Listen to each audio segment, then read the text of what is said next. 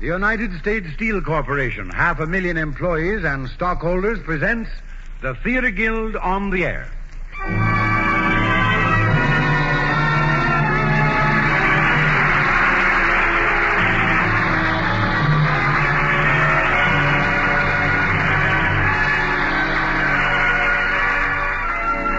United States Steel presents the Theater Guild, one of America's foremost theatrical producers, bringing into your home every Sunday evening the most famous plays of Broadway. Tonight's play is Paul Osborn's Mornings at 7, with an all-star cast including Stuart Irwin, Shirley Booth, Eileen McMahon, Ralph Morgan, Jean Adair, Ida Heinemann. Co-director with Teresa Helburn of the Theater Guild to tell you something about the play and the players. Mr. Langdon. Thank you, Norman Brokenshire.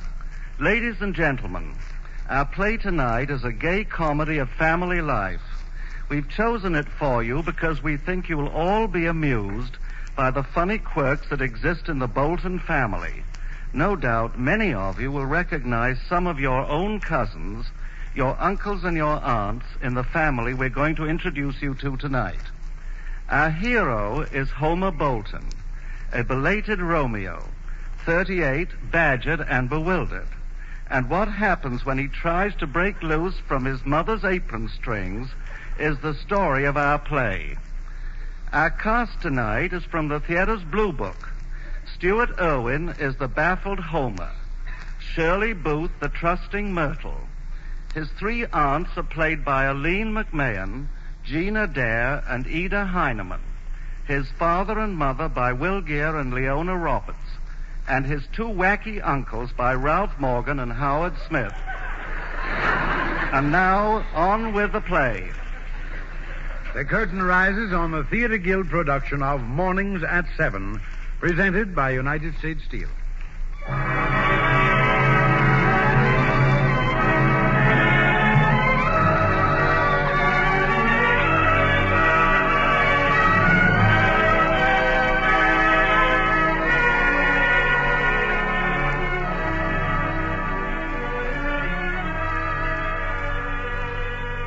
This is a story about a 38-year-old boy and how he grew up in one day. It's the story of Homer Bolton and his secret wife, Myrtle, his rather eccentric father and mother, and his numerous aunts and uncles. It's a tale of young love, of deep, dark intrigue, and the skeletons that rattle in every family closet.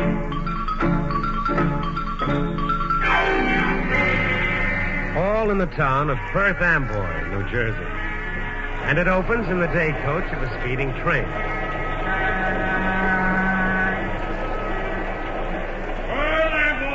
there, boys, the next stop. Hurry there, boys. Homer. Yes, Myrtle? Don't be nervous. Here, have a gumdrop. No, thanks. Myrtle. Yes, Homer. I am nervous. I can't help it. I keep thinking. Me too. I keep thinking whether I'm doing the right thing. A man has to assert himself sometime. I'm 38 years old, Myrtle. That's old enough to be married, don't you think? Oh, yes, dear. I read about a man who was a grandfather at that age. Still, you don't have to tell him right away. I've waited 7 years. I can wait a little longer. No. It's about time my father and mother and everybody met you. A man has to assert himself sometime, Myrtle. A man has to come up to his mother and father and uncles and aunts and say, I want you to meet my wife. We've been married 7 years. Is that what you're going to tell them? No. It wouldn't be right, Myrtle. Sometimes the truth can give pain. You wouldn't want me to give my mother pain, would you? No, dear. They know we're engaged, of course. They just think that after 7 years, they ought to meet my intended. Well, that's no more than fair, Homer. Yeah. I only hope they'll like me. You want a piece of chocolate bar? No, thanks. We must be careful not to make any slips. You know, like about Sundays when they thought I was working overtime. Oh, yeah. If they thought I'd been lying, it would be too painful to them. I wouldn't like to give my mother pain, Myrtle. You know, she almost died when I was born. It was a very difficult case. She always tells me about it. I know you love your mother, dear. Sure I do. That's why it's been so hard lying to her, telling her I was working overtime when I came home late. But I remember my obligations, Myrtle. I came home there to sleep every night. Yes, dear, you did. I didn't mind the traveling, even when it rained. Homer, dear, why couldn't you have just said that you met a girl who works in the same office with you in Jersey City and you married her? I just told you. My mother depends on me. Oh. She'd be lost if I wasn't around. If she couldn't buy my neckties and underwear and all. I'd like to buy your underwear sometime. Oh, please. Myrtle, this is very embarrassing to me. I'll have a gumdrop, please. Here you are, dear. I've never told you about my father, Myrtle. He's a strange man, not normal like me. He has spells. I mean moods. Moods? Mm-hmm. What kind of moods? No, moods. He thinks he's a failure in life.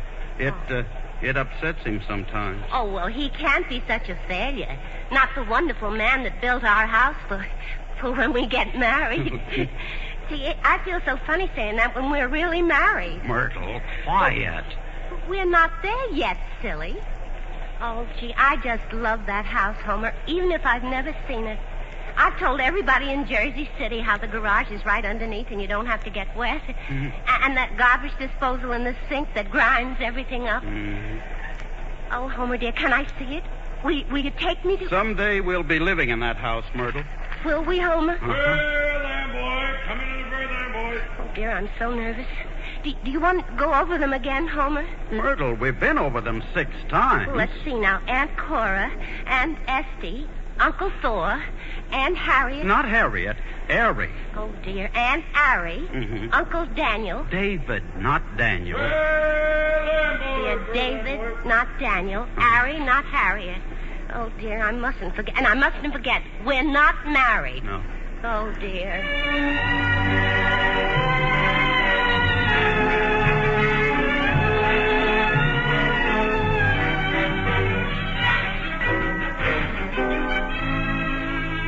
There's no fence dividing the backyards of the 2 adjoining houses occupied by Homer's family. An old butternut tree rises in dead center, and under it, safe from the afternoon sun, are some Adirondack chairs and a glider. Just now, they're occupied by Aunt Cora and her husband, Uncle Thor. That is short for Theodore. Oh, dear. Oh, I'm so excited. Feel my heart, Thor. It's palpitating. Now, control yourself, Cora. Oh, do you suppose the train is late? Oh, dear, maybe you couldn't find a taxi. Now, Cora, you sound just like your sister Ari, always fluttering around and worrying about everything when she isn't sticking her nose right into it. Cora! Is Homer here yet? Did Myrtle come? Oh, hello, Thor. Good afternoon, Ari. Not yet, dear. They're not here yet. I bet he changed his mind, decided not to bring her. Ari, do you suppose we'll get to meet her? If she comes, that is. Oh, of course. Homer wouldn't bring any girl of his home without introducing her to his aunts who live next door. And his uncle. I live there, too, Ari. Now, starting pretty early in the day, aren't you, Thor, to tell me I'm not what? Now, Ari, I didn't mean any such thing. 25 years I've been living in that house with you and Cora. If you want me to get out, why don't you say so? Ari. Now, that's enough. Now, please don't be starting that again. And you too, Thor. Carl will be mighty pleased to see his son married and living in that house he built for them. Carl will, but what about Ida? She ought to get rid of that crazy mother love of hers. It was all right when Homer was a baby. 7 years he's been engaged to Myrtle. I see myself waiting 7 years for any man. Harry, you've been waiting all your life for one. Don't you worry, Thor Swanson. I could have had plenty of men if I'd wanted them. Sure you could, Harry. I don't see the way men look at me on the street. I know what they're thinking. Sure, Harry, I was only trying... Oh, you're a fine one to talk. Look at you. That button on your coat is hanging by a thread. I wonder your own wife wouldn't take care of you. Oh, now, I sewed that button on this morning, Harry. Well, then you didn't do a very good job of it, I must say. Take it off, Thor, and I will sew the button on, Harry. But why, dear? If I can do it so much better than you, I don't see why I shouldn't. Where are you? It's Ida. Here we are, Ida.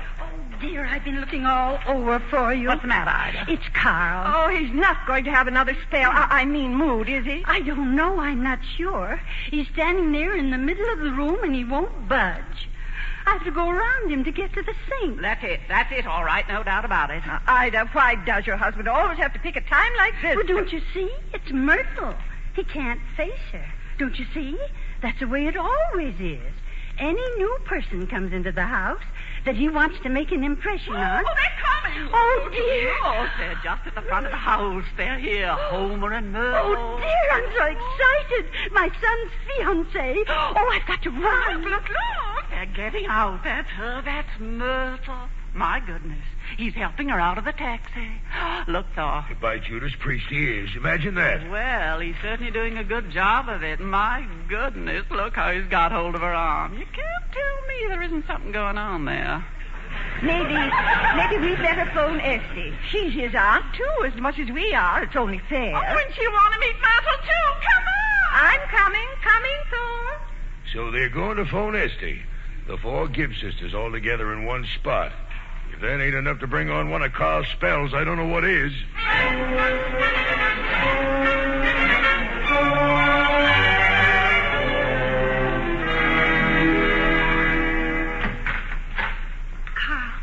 Carl Bolton, is that you over there in the yard? Here I am, Ida. Well, you come right back here. Just ought to be ashamed. Your only son bringing his fiancée into the house, and you running away. I just met her, Carl. She's a sweet, lovely... They don't want to see me. But they do, Carl, they do. Well, why should anybody want to meet a failure like me? Oh, Carl, you're just giving in to it. Now, stop it. Myrtle is here. You've got to help entertain her. You're the host, Carl. You just can't have a spell now. I never asked much out of life, never made many demands. All I wanted to be was just a dentist. Oh, my goodness. Now, never mind about that now, Carl. That's not so much to ask, just to be a dentist. Charlie Watson went on and became a dentist, but I wasn't up to it. Well, of course you were, Carl. It just didn't work out that way. I had a lofty ideal, but I never achieved it. Well, you're just as good as anybody, Carl. Look what a success you made of the contracting business before you retired. I'm a failure, just a failure. Oh, it's sweet. Oh, goodness, here they are. He's bringing her out here. I guess I better be going. Oh, Carl, don't run away. Come back here. Mother. Oh, hello, Homer and Myrtle. Did you find Mr. Bolton yet, Mrs. Bolton? Well, I guess he must have gone for a little walk. Oh, dear, and I did so want to meet him. Oh, I love your backyard, Mrs. Bolton. It's just like Homer described it. And what a beautiful maple tree. Butternut, Myrtle. Butternut, I mean. Butternut. And your sisters live right over there, don't they? Right in the next house. And we all sit out here all the time and talk. Oh, well, I should think you would. It's simply heavenly. I'm glad you like it. Well, I certainly do. It's simply heavenly. That's all there is to it. It's nice of you to say so. Well, I mean it. I have mosquitoes sometimes, Myrtle. Yes, there are mosquitoes sometimes. How dreadful. But I don't think we've had quite so many this year as usual. Have you noticed that, Homer? Not so many. That's right. Isn't it interesting the way those things go? Huh? You know, one year you'll have a lot of mosquitoes, and the next year, not so many mosquitoes. Or a lot of caterpillars one year, and the next year, not so many caterpillars. I wonder why that is. Well, I don't know why it is.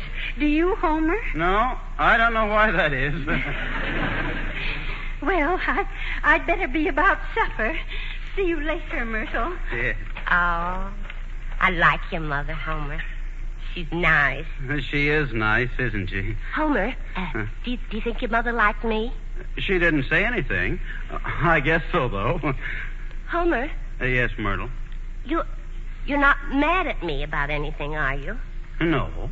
You act so funny here. Huh? Are you sorry you brought me after all? No, I guess not.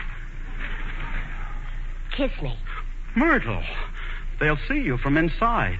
Oh, when are you going to take me to see our house, Homer? You know, the one your father built for us when we're married. Oh, sometimes. It wouldn't look right if I took you now. Why not?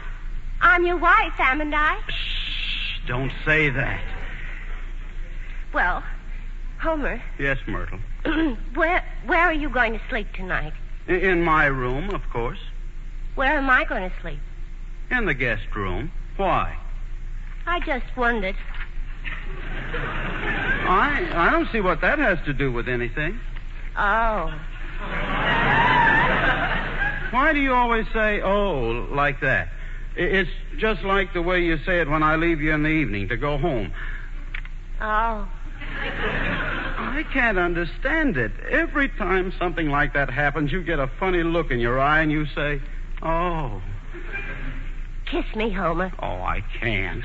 My father's walking around out here someplace, and he might see us. Engaged couples kiss? Not in public, they don't. Not in front of a man's own father and mother. Homer, are you sorry you married me? Of course not. That is, no, of course not. Only, well, I've seen so little of you. I'm not used to it. I mean, it makes me uncomfortable. Why did you marry me, Homer? I don't know. And I'm not sorry either. It's only that, well, I'd like to be married to you, Myrtle. But I like to be home with my mother, too. It's pretty confusing, isn't it? Yes, it is. I tell you what, Myrtle. Come back here in the shadow of the tree and I'll kiss you. All right, Homer. And then I've got to go in the kitchen.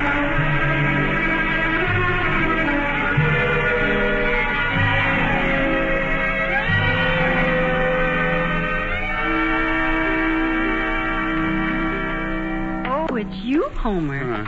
Well, why didn't you stay out there in the yard with Myrtle? I want to talk to you about Father. Now, Mother, is he having one of his spells again just when I bring Myrtle? No, Homer. Did he lean his head against the tree and start talking about going back to the fork again? Did he? Answer me, Mother. No, it hadn't got to that. Oh. Anyhow, I phoned your Aunt Esty just to be sure. She can handle him better than anybody, and she's coming right over. She'd better hurry. Imagine me bringing Myrtle home for the first time and him talking about going back to the fork. Well, he didn't. It was one of those dentist spells this time. Oh. Speaking of Myrtle, I think she's just as nice as she can be. Well, I wish you wouldn't leave me alone with her all the time. It's embarrassing. I don't know what to say to her. Well, what do you say to her when you visit her in Jersey City? Well, that's different. We don't talk much. Homer, you ought to get married. Mother. I mean it. Oh, but, Mother, I like living here at home with you. Mother, But what about the house your father built, especially for you, for when you get married to Myrtle? He expected you to move in 7 years ago. I don't know that I want that house, and Myrtle gets so personal sometimes, Mother. Well, what do you mean? Oh, she wants to know all sorts of things. Today she said she'd like to buy my underwear for me. That does sound rather funny. Of course, after you're married, you'll be buying your underwear. All wives do. Do they? Well, you know, there's something awfully nice about Myrtle, though. Of course there is. She's awfully good-hearted, and she does nice little things for you all the time. Does she? She's awfully lonesome down there in Jersey City, too. Mother, if I was to live with Myrtle, do you think I'd get used to it? Live with her? Why, Homer. Oh, I mean marry her, of course, Mother. Would I get used to it? Oh, now, Mother, what's the matter? Mother, you're crying. Well, I never thought of that. I never thought that she'd be buying your underwear. There, you see. I knew you didn't really want me to marry her. But I do. It would make me so happy.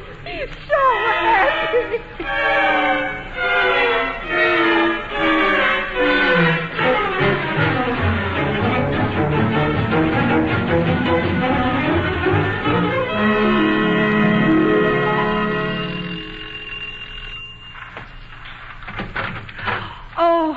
Oh, it's you, Westy. Thank goodness you've come. Well, hello, Cora. It's Carl again, Esty. Yes, I know. Ida phoned me, too. Is it a bad one this time? Oh, not too bad. Just one of his dentist spells. First comes the dentist, and then the where am I, and then the fork in the road. Now, Esty, Carl's not going to have a where am I spell. Well, what I want to know is what kind of a girl is Myrtle? Esty, you may be the smartest of us 4 sisters, but you're wrong this time. She's really nice. Is she? Well, I can't help it. Somehow the idea of Homer's having a girl. Oh, my goodness, I haven't laughed so much for a long time. Oh, that's right. How is your husband, the famous college professor? Oh, Cora, now, you know David made me promise never to come here again without his permission. The beast. And your own sisters, you didn't promise. Well, I had to. He said if he ever caught me over here wasting my time with you morons, that's what he calls you, morons, I'd have to live upstairs on the 2nd floor. Stay there for the rest of my life. I snuck out. Live on the 2nd floor in your own house? Yeah, and he'd live downstairs. Esty, he's trying to scare you. David's just jealous. Isn't it terrible? Esty, you know, sometimes I think I understand David. Why, Cora. Yes, I do. It must be nice to be all alone with the person you live with. Why, Cora, what are you talking about? Shh. I don't want Erie to hear this. Let's go out in the backyard. Oh, all right, Cora. Now, tell me what this is all about. Esty, do you suppose Homer will marry Myrtle? Well, I don't know, dear. Why? Because if he doesn't, Carl has promised to let me have the house on Sycamore Drive that he built for them. Well, what do you want with that house, Cora? I want to live in it. I want for Thor and me to live in it, all by ourselves. Mary can have my house. She can have everything that's in it. I see. Well, when is Carl going to let you know? Well, if Homer doesn't set an actual date with Myrtle while she's here, well, Carl says they'll never marry at all, and I can have the house. Shh. Who's that? Oh, it's Carl. Look, Cora, you go inside and get Myrtle. Bring her out here to meet Carl. Otherwise, he'll never go into supper. All right, Esty. Oh, why, hello, Carl. Who's that? It's me, Esty. Well, you glad to see me, Carl? I'm always glad to see you, Esty. How's David? David's fine. Glad to hear it. Wonderful man, your husband. Wonderful man. Even if he does think we're all morons. Is he still teaching? Oh, no, he quit. He thought the president of the college was a moron, too. Myrtle's here, Esty. Oh, yes, I know. Let's go in and meet her, Carl. No, not just yet. Just let's wait a minute. Fact is, I sort of had one of my old spells come on, Esty. I'm all right now, though. I'm fine. Great shape. It's just that, I'm not a stupid man, No, Esty. I know you're not, Carl. I'm not an educated man like David, but I'm not a stupid well, of one. Of course you're not. Then where am I, Esty? Where am I? Now, Carl. That's what I say. Where am I in life? I'm caught, Now, Esty. listen to me, Carl. Listen. Now, you don't think you're the only one who feels this way about things, do you? Well, I don't know, Esty. Well, I think lots of people feel the same way you do, only they don't go around having spells about it. But I'm... Now, just think of all that Cora's been through, never having a home of her own. Eri living with her and Thor all the time. And Thor, now, what about him? Did Cora tell you about the house on Sycamore Drive, Homer's house? Yes, she said you might rent it to her. Should I, Esty? Well, why not, if Homer isn't going to use it? Now, Esty, Homer ought to marry that girl. He ought to leave this house, get out on his own, and it's bad for him here, Well, Esty. now, that's up to Homer, isn't it, Carl? Yeah, I guess it is. Esty, I always feel better talking to you. You're the smartest of all the sisters. Well, that's very nice, What? Why, if it isn't Homer and... Aunt Esty, this is Myrtle Brown. She's my fiancée. Why, how do you do, Myrtle? I'm very pleased to make your acquaintance, Aunt Esty. Well, now. My, you're pretty. Well, you really are. Why, well, that is thank you. And Myrtle, this is my father. Father, this is Myrtle. Oh, I'm very pleased to make your acquaintance, Mr. Bolton. Well, so you're going to be my daughter-in-law. Well, what do you know about that? Say, you are pretty. Darn pretty. Well, what are we waiting for? Take my arm, Myrtle. We're going into supper.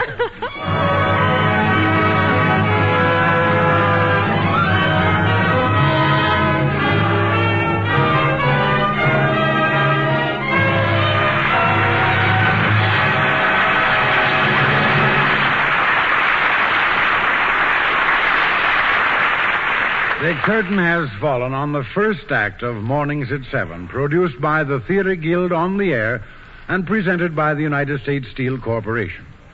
Now, before we bring you the second act, here, speaking for United States Steel, is the well-known reporter of the American Broadcasting Company, George Hicks. Good evening. I hope you had a good dinner today, and I hope you paid some nice compliments to the lady who planned and prepared the meal. She always deserves them.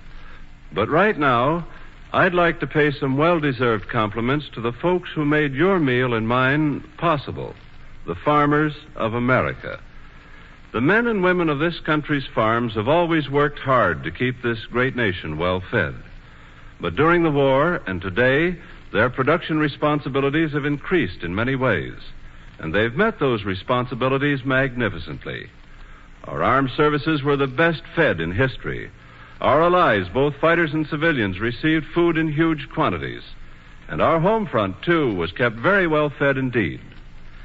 This fine record was due to hard work and better planning by farmers. But it would not have been possible without the wonderful advances that have been made in labor-saving and crop-saving implements. Yes, modern farm implements of steel have vastly increased the farmer's production, lightened his labors, and raised his standard of living. Steel implements help him to do a better job of preparing the soil, planting, cultivating, and harvesting. Steel fences the farmer's land.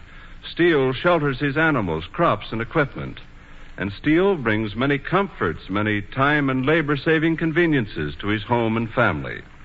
Perhaps the most important of all in helping our farmers do more work at less cost and in fewer hours is today's steel tractor.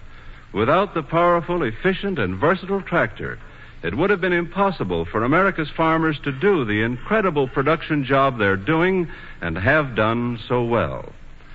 Tonight, U.S. Steel pays tribute to the American farmer. Without his labor, skill, and sacrifice, the war could not have been won. Without his vital production, the world would not move on to the better days that we all pray lie ahead. So let us never forget this deeply important fact. Yesterday, today, and tomorrow, our farms are the backbone of our nation. We pause now for station identification.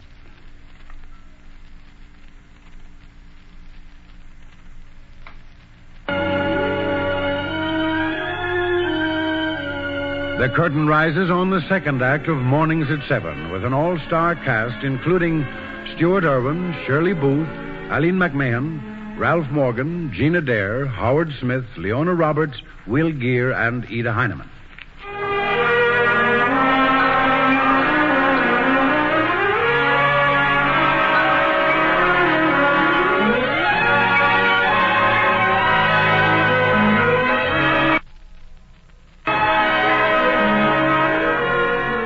Well, Myrtle has finally met Homer's rather unusual family. All, that is, except Uncle David and Estie's husband. He hasn't appeared yet. Things have gone with unexpected smoothness so far, but the evening is young yet. Right now, they're all seated at the dining room table. The cold cuts and potato salad and chow-chow have been honorably disposed of. So has the apple pie a la mode. Everybody have enough ice cream? Oh, Thor, Cora, Eric. What about you, Myrtle? Oh, no, thank you, Mrs. Bolden. Oh, it was a lovely supper. Homer? Carl, more ice cream? No, thanks, Mother. My mother is a swell cook, isn't she? She certainly is. Wasn't the apple pie wonderful? It was wonderful. Perfect. Well, now, if you'll excuse me, everybody, I've got to leave now. Oh, Esty, must you? Oh, David will be simply furious. He'll skin the hide off me. That's what he'll do. Esty, does he strike you? Oh, no, of course not. He just draws himself up to his full height and looks down at me, and then he talks. Goodness, how he talks. What's he say, Esty? Well, it isn't what he says so much. It's just, well, it's the way he says it. Well, thank you, Ida, for a lovely supper. Oh, Myrtle, I was very pleased to have met you. Likewise, I'm sure. Sneak out again, Esty, and come and see us. And if David says anything, you just tell him. Goodness me, who can that be, I wonder? Will any one of you congenital idiots inside kindly open this door? It's David, my goodness, it's David. Esty, it's him. Esty's not here, David. She's not here. Go out and tell him, Carl. He'll believe you. Open this door. I demand admittance. Go on, Carl. I will not tell a lie Esty, to my run away friend and David. hide. Must I smash the lock? No, David, don't. Must I have recourse to the obsolescent approach of the primeval gorilla? David, don't. I'll open it. Well, good evening, my dear relatives. By marriage. David.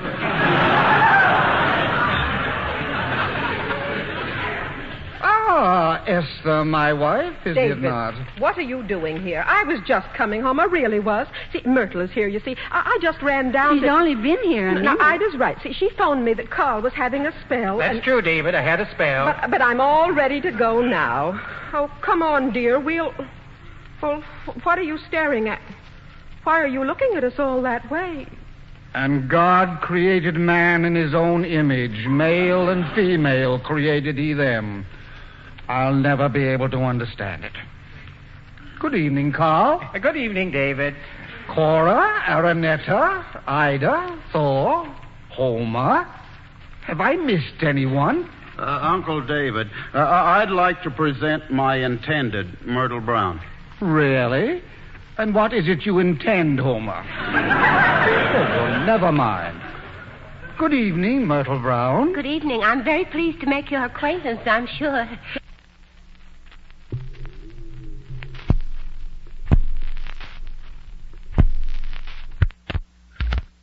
Are you? Why, I wonder.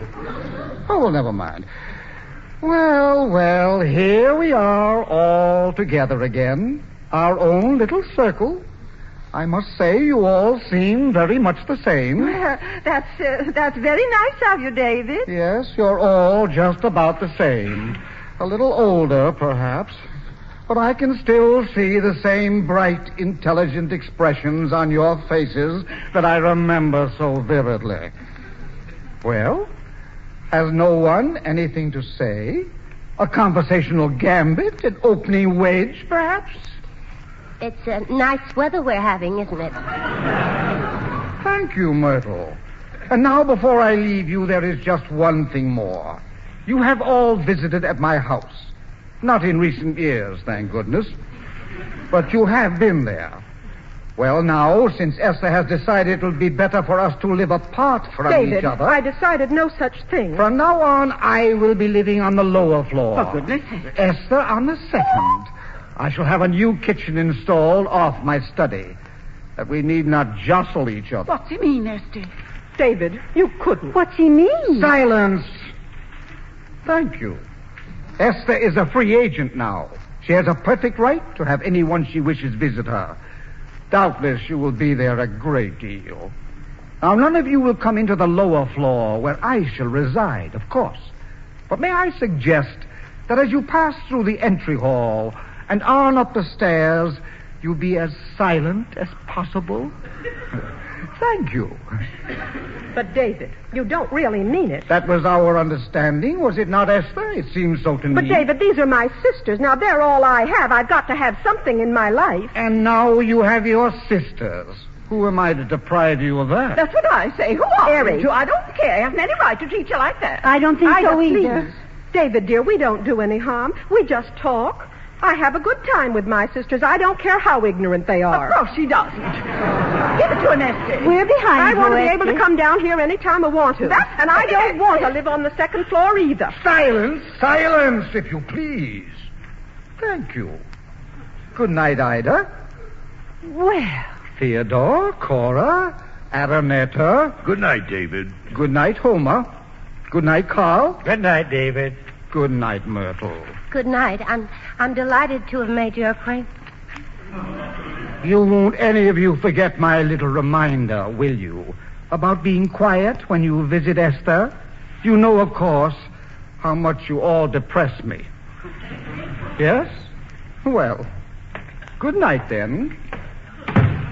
By Judas Priest, David can be awful nice when he wants to be. if you want my opinion, David's an old fool. David's no fool. He is, Carl. He's nothing but an old I fool. said David's no fool. Why, Carl, whatever's the matter with Ida? Is he all right? David lives straight ahead the way he was meant to. Carl, David knows where he is. He didn't branch Carl, off. now stop that. Stop this instant. Esty. Carl, please now. It's Esty. David thought it all out way back there at the crossroads. Then he went straight ahead. Oh, Carl, please. It's Ida, your wife. Please don't have a spell. Not now. He lived his life just the way he planned it, but I branched off. Oh, don't, Carl. Homer. Here I am, Mother. Now, Father, you listen. Don't you see? I took the wrong turn. I got lost. Now, get hold of yourself, Father. You wouldn't want murder. I got lost, and I've got to go back to the fork. Oh, Carl. Don't say that. Now, Father, stop it. I've got to take the other way. Father. I've got to go back to the fork. Oh, don't say that, Carl. Don't say it. Father, stop it. You're hurting my mother. Now, you stop it. I've got to go back. Oh, stop it. Stop it. Stop it. I didn't mean... I just mean that I got to go back to the fork. I've got to go the other way, that's all. I'll sit down now.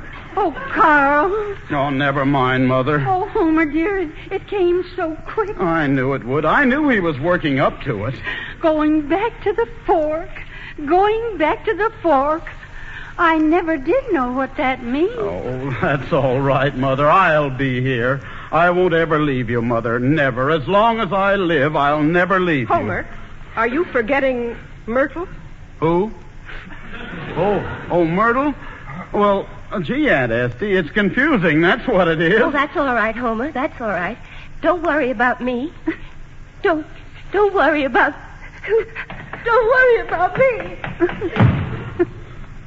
Come with me, Mother. I'll take you to your room.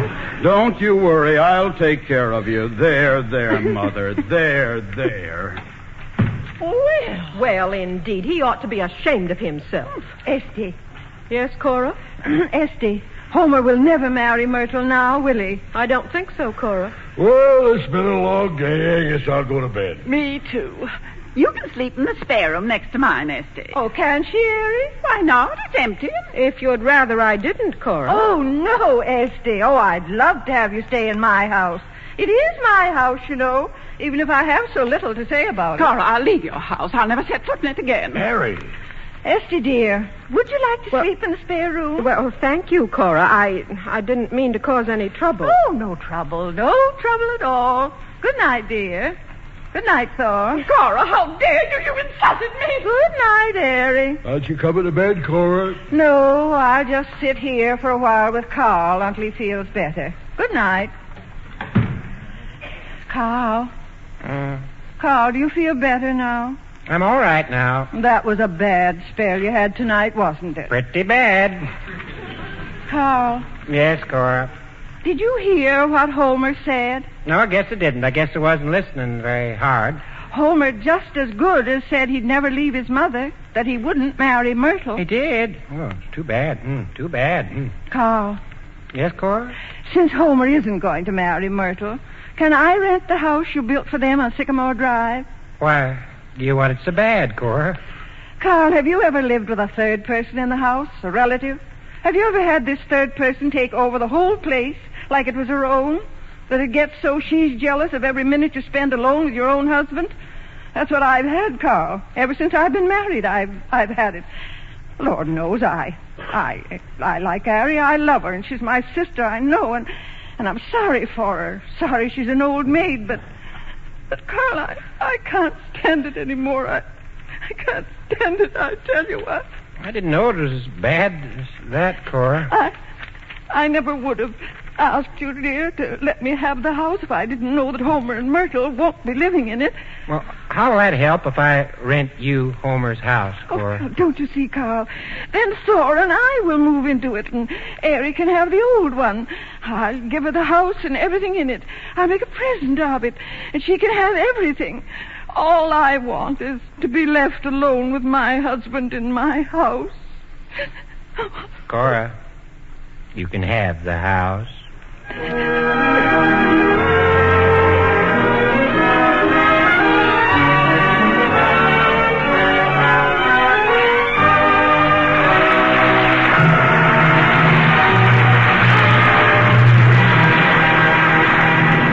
You're listening to KECA Los Angeles, The curtain has fallen on the second act of Mornings at 7, produced by the Theater Guild on the Air and presented by United States Steel Corporation.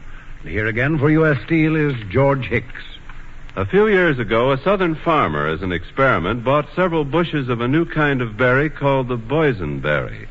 He planted them, they prospered, and before long he had hundreds of well-filled bushes. But then a problem arose. Few in the South knew anything about boysenberries, and he knew of no market for them. The farmer wrote to a man he knew would help him. Within a few days, that man had found a buyer who took the entire crop. What's more, the farmer had orders to fill for all that he and his farmers could grow next year.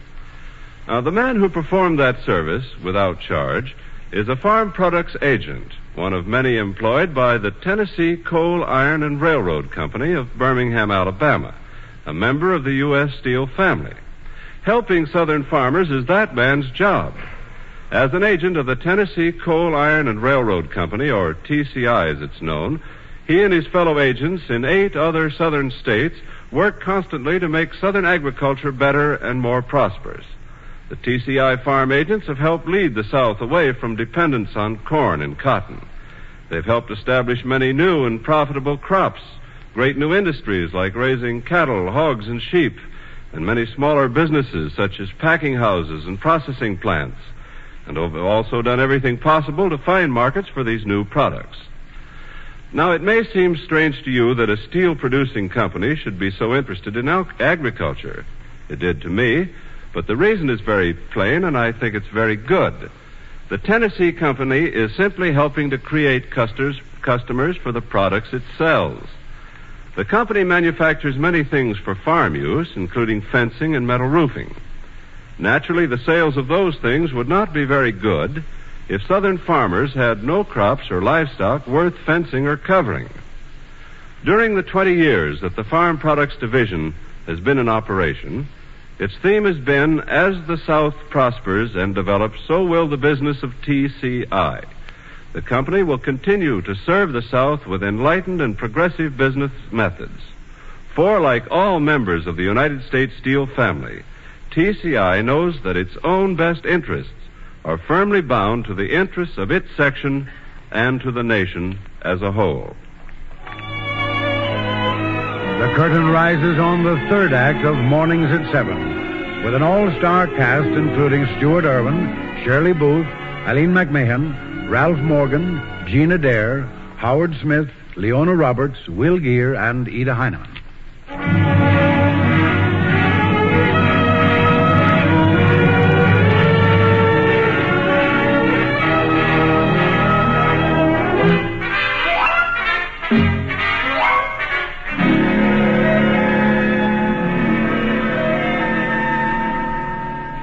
Well, we're still back in Perth Amboy, New Jersey. It's the morning after a rather disastrous night. Homer's father has had one of his worst spells. I beg your pardon, moods. Homer has indicated he would never leave his mother to live with Myrtle, a wife he's been secretly married to for 7 years. And worst of all, his house, his and Myrtle's, their dream home of the future, has been taken away and rented to Aunt Cora. Yes, it's the morning after. Out in the backyard, the birds are feeling very gay indeed. But not Homer. No, not at all. Oh, there you are, Homer. Yes, Mother, here I am. Oh, Homer, I'm terribly sorry about your house. Really, I am. I don't want to talk about it, Mother. I've got to think. Do you feel awfully bad? How do you think I feel? But, Homer, last night you said you weren't even sure you wanted it. Mother, that was my house, Myrtle's and mine. Father built it for us. Yes, it was, Homer, but... And now it's not my house anymore. Now Myrtle and I haven't got a house anymore. I don't suppose Carl thought you'd care, since you and Myrtle aren't going to use it. We could go up and look at it, couldn't we? We could talk about it to each other, couldn't we? Now what are we going to talk about? Oh, dear, I'd do anything to get it back for you. What I'm going to say to Myrtle when she gets up, I don't know. It'll just about break her heart. She's told all her friends in Jersey City about her beautiful home. Well, now she hasn't got one anymore. We just took it away from her. Pretty small business, I must say. Invite a girl to stay overnight and then take her home away from her when she's asleep. Pretty small business. I don't know what the world's coming to. Oh, I'll talk to Carl about it, dear, as soon as I can. He's inside with David drawing up plans about a new kitchen. What's it all about? That's what I ask myself. What's what all about? All of it. Why hasn't Myrtle a home of her own? What's it all about that I'm 38 years old and still living here?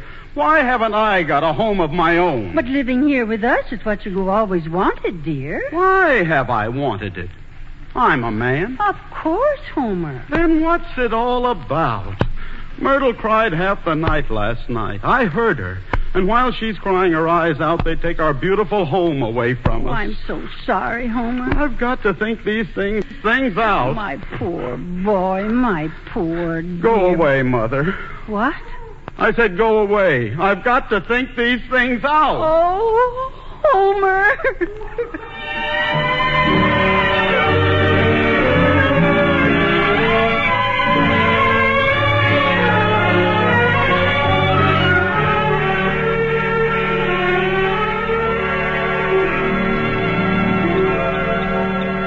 Good morning, Homer. Morning, Myrtle.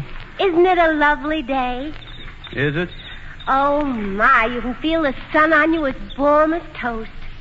I thought maybe you'd like to take a little walk.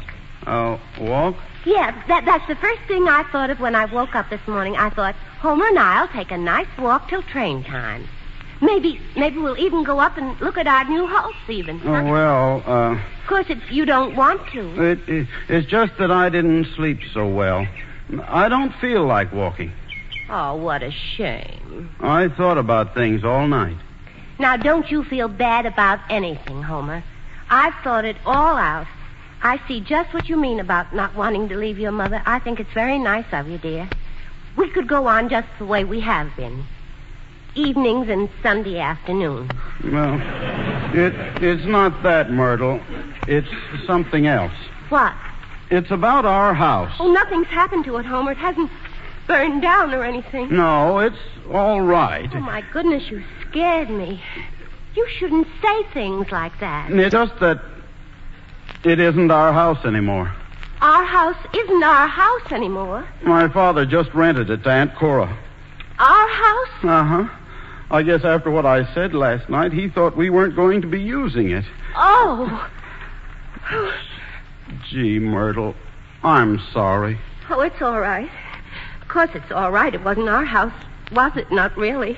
It was your father's. You couldn't expect him just to keep it empty until 7 years. You couldn't expect... I'll build you one myself, Myrtle. I'll build you a house that'll make that house look like a garage. And I never even saw it. Myrtle, I ought to have told them we were married a long time ago. I ought to have done it. Why didn't you, Homer? I got caught. Somehow or other, I got caught, like in a trap. Yes, your mother. She always depended on you. You've told me that often. I'm awfully fond of you, Myrtle. Are you, Homer? I'm fonder of you than anything I can think of. I think you're wonderful. Thank you, dear. I'm not going to let them get away with it. I'm not going to let them get away with it, do you hear? Why, Homer... We're going to get our house back, that's what. Aunt Cora's going to give it back to me. I'll make her. I'll tell them all about us, how we're married and all. I'll tell them everything. No, Homer, you mustn't. What would your mother think if she found out you'd been lying to her for 7 years? No. Myrtle, I'm 38 years old. I'm a man. I've got brains. I've always thought you were very intelligent, Homer. I'll think something up. Some scheme, and then I'll spring it on Aunt Cora. No, Uncle Thor. She's crazy about him, and she'll do whatever he says. We'll get our home back, all right, all right. Come on, Myrtle. Yeah? No, not that way. Not through the house. Why not? Oh, my father and Uncle David are in the kitchen. Come on, Myrtle. Now, don't talk to me. I've got to think. I've got to think. This is the crisis.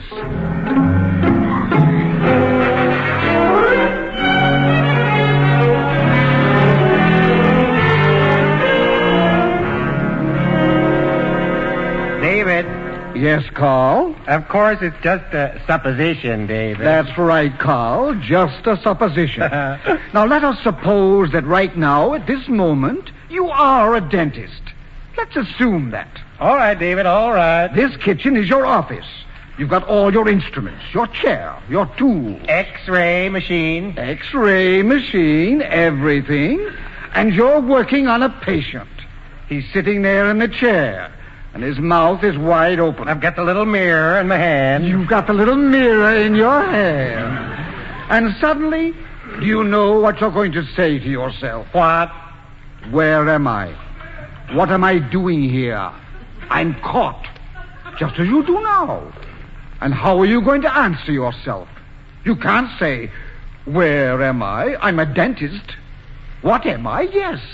But that's not what you ask yourself, Carl. You ask yourself, where am I? Where am I in life? What's the meaning of it? And that's a very natural question, Carl. It's a question that a man like you must inevitably ask himself. But the answer, David, what's the answer? Ah, that's another thing. That's what we must find out. Oh, good morning, Esther, my wife. Good morning, Ida. Carl, where are you going with that bag of tools? I'm going back with David, Ida, helping to put in a new kitchen downstairs off his study so he won't have to jostle Esther.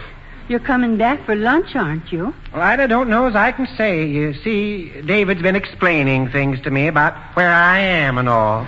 Maybe I'll stay up there with him a few days and find out. Now, what have you been telling him, David? Nothing, Esther, nothing. We have been discussing the subdominance of the ego.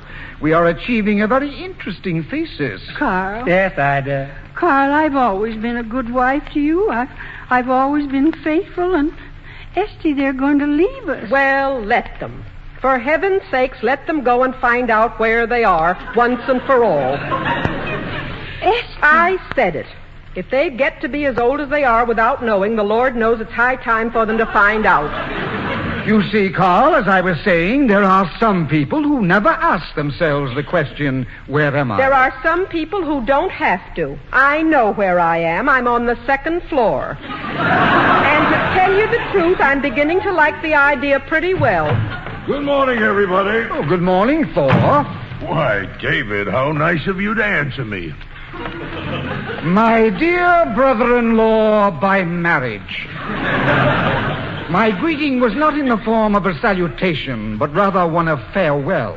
Perhaps my meaning would be more explicit were I to say, I bid you good morning. Come along, Carl.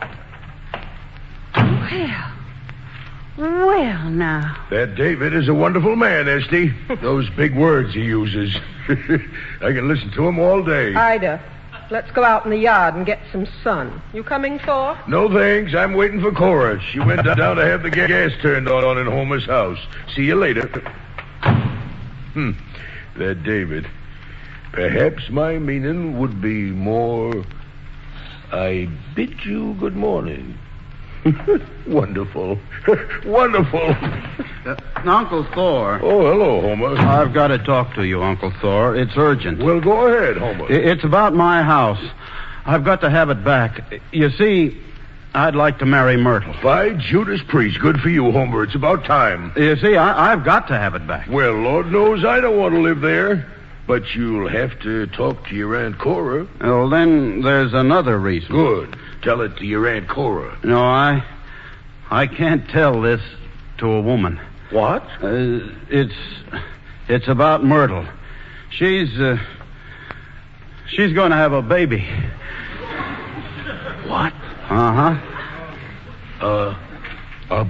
A baby? Uh-huh. You mean, you and she? Uh-huh. Well, for gosh sakes. Well, what the heck do you know about that? Well, I'll be double done. Here, let me look at you. Well,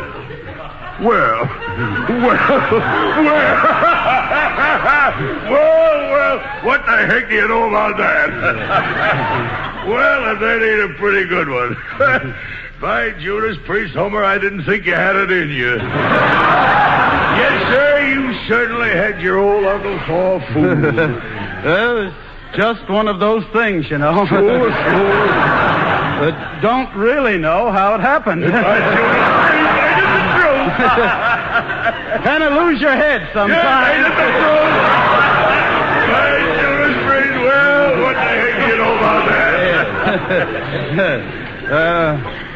Uncle Thor, can I have back my house now? Can you have it back? Can you have it back? By Judas Priest, I'd like to see somebody stop you.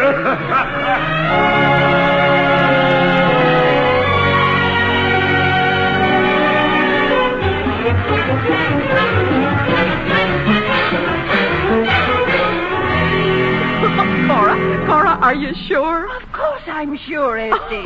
Homer told Thor himself. For goodness sake, Esty. I gave him his house back. Oh, well, I give up. I've seen a lot of things in my time, Cora. First the telephone. Now everybody said it wouldn't work. Now Homer.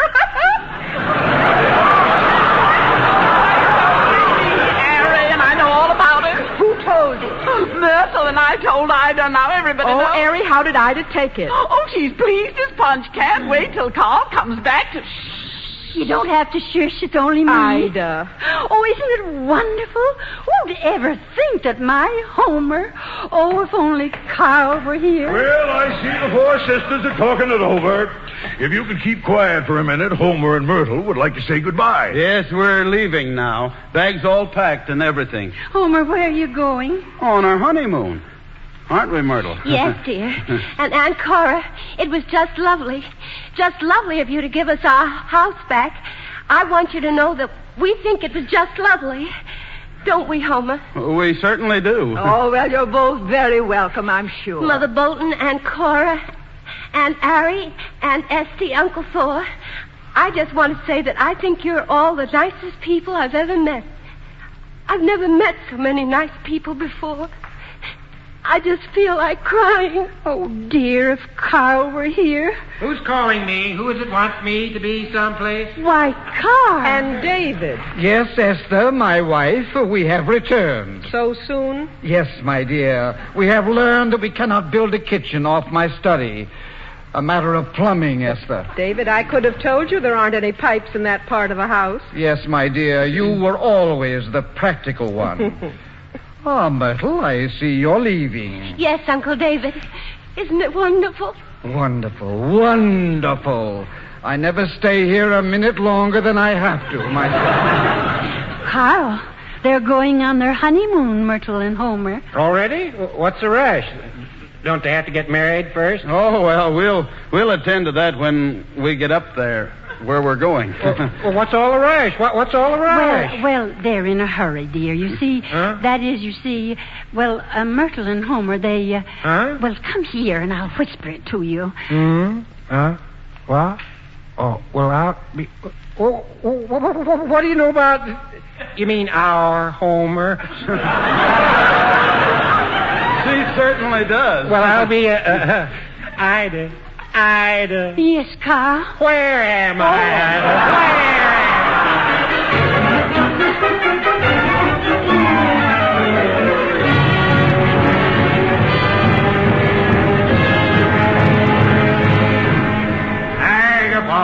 Niagara Falls, next stop, Niagara Falls. Homer?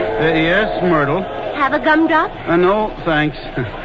Oh, you were wonderful, dear, the way you bent them to your iron will. I guess I was pretty good thinking up that yarn about you know. Oh, yes, it was a wonderful idea, Homer. I'm getting kind of nervous, though. Myrtle, what's going to happen, after a while? What do you mean, dear?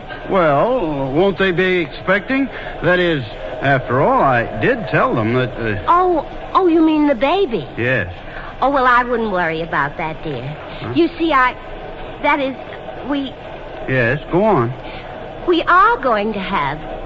That is, we just are. You mean that... Yes.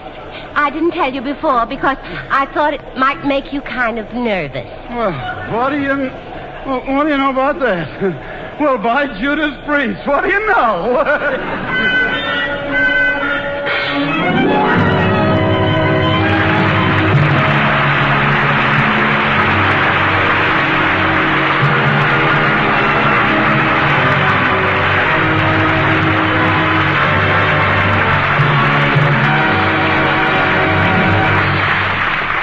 The curtain has fallen on a Theatre Guild production of Mornings at 7, Presented by U.S. Steel and starring Stuart Irwin, Shirley Booth, Aline McMahon, Ralph Morgan, Gina Adair, Howard Smith, Leona Roberts, Will Gear, and Ida Heineman.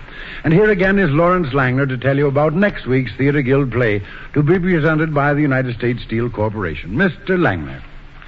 Ladies and gentlemen, next week we're bringing you Alfred Lunt and Lynn Fontanne and Elizabeth the Queen, Maxwell Anderson's great historical drama and one of the Theater Guild's greatest successes. It's the story of the love of England's most colorful queen and Lord Essex, who loved Elizabeth not wisely but too well, and who paid for his folly with his head. Mr. Lunt and Miss Fontanne will be playing the roles which they originally created on the stage, under the direction of Philip Muller, and in which they won ovations at every performance throughout the long run of the play in New York and on the road. We are very happy to be able to bring this famous play to your homes next Sunday, and hope you'll all enjoy it. The United States Steel Corporation hopes you'll be with us next week at the same time, when we will bring you Alfred Lunt and Lynn Fontanne in Maxwell Anderson's Elizabeth the Queen. If you'd like program notes and cast list of tonight's Theater Guild on the air, prepared for each broadcast with information about the play and the players, simply address U.S. Steel Corporation, Radio Department, 71 Broadway, New York, 6. The staff for the Theater Guild on the air includes Homer Fickett, Director, George Condolf, Producer, and Armina Marshall, Executive Director of the Radio Department. Music for tonight's play was composed and conducted by Harold Levy, and the play was adapted for radio by Arthur Aaron. Your announcer, Norman Brokenshire.